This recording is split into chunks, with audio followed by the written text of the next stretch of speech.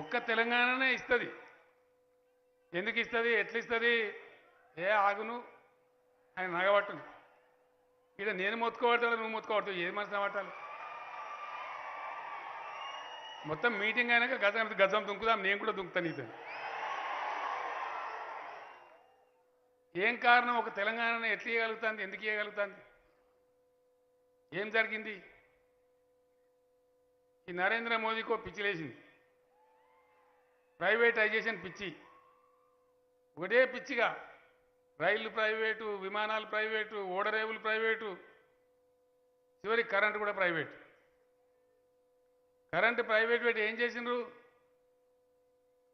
సంస్కరణలను పేరు పెట్టి ప్రతి మోటారుకు, ప్రతి బోరు కాడ మీటర్ పెట్టాలి, ముక్కు వెండి పైసలు వసూలు చేయాలట.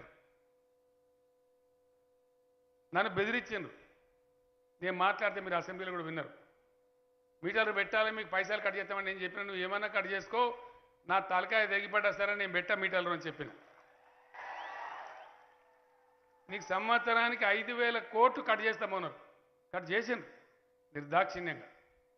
మనకు రావాల్సిన, మన రాష్ట్రానికి రావాల్సిన, బాజప్తా రావాల్సిన డబ్బులు ఏడాదికి 5,000 కోట్లు అంటే 25,000 కోట్లు నష్టం జరిగింది. కానీ నేను రైతుల మోటార్లకు మీటర్లు పెట్టలే. ఎందుకు? దాని వెనుక ఒక ప్రబలమైనటువంటి కారణం ఉన్నది. వట్టిగానే ఆషామాషి కాదు, తమాషకు కాదు.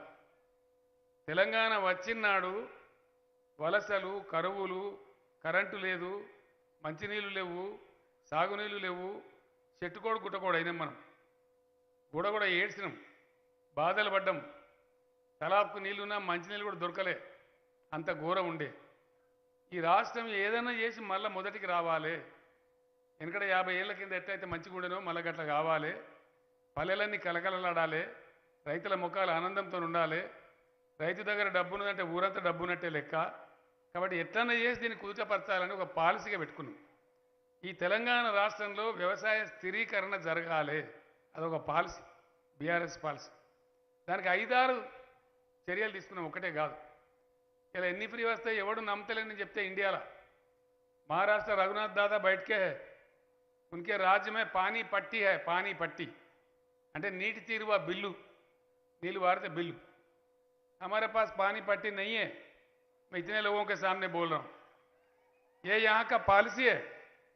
ఎందుకు అంటే మనం ఒక వ్యవసాయ స్థిరీకరణ జరగాలి, గ్రామాలలో ఆర్థిక శక్తి రావాలి, రైతు అప్పులు కట్టుకొని మొత్తం అప్పులు తీరిపోయి రైతు జేబులో సొంత పెట్టుబడి ఉండాలి. ఆ తెలంగాణ కావాలని పట్టుబట్టాం. పడితే ఏమైంది? నీళ్లు ఫ్రీ ఇస్తాం మనం, అవి ప్రాజెక్టు కానీ, లిఫ్ట్ కానీ, బొఫ్ట్ కానీ, ఇవన్న కానీ ₹1 తీసుకోము, ట్యాక్స్ లేదు. అట్లనే కరెంటు ఫ్రీగా ఇస్తాం 24 గంటలు. అట్లనే రైతుకు పెట్టుబడి అందిస్తున్నాం. యాళ్ళకు ఉన్నోడు ఉండే, లేనోడు ఉండే, చిన్నోడు ఉండే, పెద్దోడు ఉండే అని పెట్టుబడి ఇస్తున్నాం. అట్లనే రైతులు పండించిన ధాన్యం కొంటున్నాం. ప్రశాంత్ రెడ్డి గారు తల్లి చనిపోతే నేను మళ్ళీ వచ్చి పరామర్శ చేసి వెళ్ళిపోతా ఉన్నా. ఈ Armoor Jeevan Reddy, Korutla Vidyasagar Rao MLA sir sir sir sir మక్కలు కొనాలి, మక్కలు కొనాలని మొదలుపెట్టి నేను చెప్పి, నేను రాంగా చూసుకుంటూ వచ్చినా పచ్చగా మంచిగా కళాలు కనబడుతున్నాయి, ఎండబోసిన మక్కలు, ఇక మీరు మొదలు పెడతారని నాకు తెలుసు అని చెప్పిన. అంటే ధాన్యం మొత్తం కొంటా ఉన్నాం. మీ దగ్గర ఇంకా నడుతూ ఉంది. అక్కడ నారాయణఖేల్లో పేరు జుక్కల్లో 2 ఎమ్మెల్యేలు ఈయన దొరుకుని వస్తారు నా దగ్గరికి. ఆ మెదకేం మంచిగా పోయినా ఈయన నా ప్రాణానికి బద్దాయి అంటే ఆ పచ్చజొన్నలు పండిస్తారు. నేను చెప్పిన, మీరు ఆరుమూల బాల్కొండలు నేర్చుకొని ఎర్రజొన్నలు అక్కడికి అవి అమ్ముడనే పోతాయి కదా, పంజాబ్కో పింజాబ్కో ఇత్తనాలకు పోతాయి అంటే ఇనరు. పచ్చజొన్నలు ఇస్తారు. ఎవరు తింటాడు పచ్చజొన్నలు? ఇప్పుడు తింటట్టున్నా వేస్తారు, వస్తారు. అవి 2,000 కొనాలి, 1000కి ఎవడు కొనాలి అమ్ముదామంటే ఏం చేయాలి? అయినా సరే కొనమని చెప్పినాం. ధాన్యం కొని తద్వారా వచ్చేటువంటి నష్టాన్ని కూడా కొంత ప్రభుత్వం భరిస్తూ ఉంది. ధాన్యం ఎట్లా కొంటున్నారు? మునుపు పోతే బీటీ, సేటు, నెలకు రాపో, సిట్టిస్తే నెలకు రాపో, 30 రోజులకు రాపో, 2 వారాలకు రాపో, 3 వారాలకు రాపో, ఇట్లుండేది. ఇవాళ ధాన్యం కొంటే 10 రోజుల లోపల మీ డబ్బులు వచ్చి మీ ఖాతాలో పడిపోతున్నాయి. మధ్యలో దళారీ లేడు, బ్రోకర్ లేడు, ఎవడు లేడు. రైతు బంద్ వస్తున్నది. మీకు ఎట్లా వస్తుంది? ఆడ మేము వెయ్యంగానే మీ సెల్ ఫోన్ టింగు టింగుమని మోగుతుంది. మీరు తీసి చూస్తే కనబడుతుంది, ఇన్ని డబ్బులు మీ అకౌంట్లో వచ్చి పడ్డాయని ఉంటుంది.